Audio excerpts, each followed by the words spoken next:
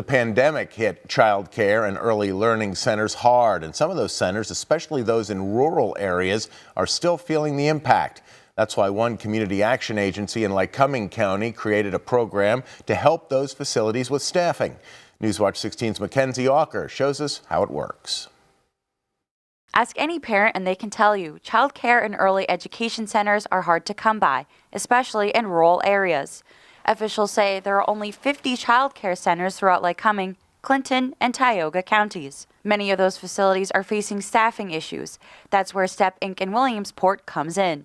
They've created the Substitute Aid Pool program, which is designed to connect substitute aides with open slots at child care facilities in Lycoming County. So the facilities become kind of hosts and are engaged in the program with us. The substitute aides are actually STEP staff that are fully trained in childcare. Those aides then understand the needs of the facility so they can walk in and start right away. Since the Substitute Aid Pool program started in October, there have been 135 openings at different child care centers.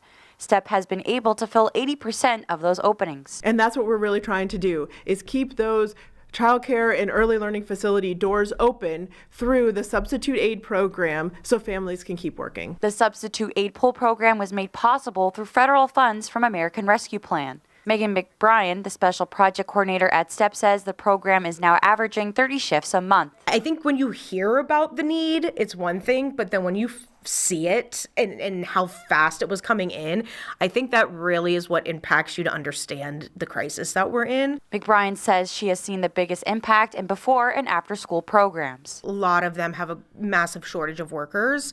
And the neat thing is, even if an aide's out 5 days a week, those shifts, you're averaging 2.5 hour, 3 hour shifts. So it's really, a part-time job. So they can still, be stay-at-home moms or, be retired and still have time to themselves. Once funding is secured, staff at STEP would like to launch the Substitute Aid Pool program in Clinton and Tioga counties. Mackenzie Walker, Newswatch 16, Williamsport.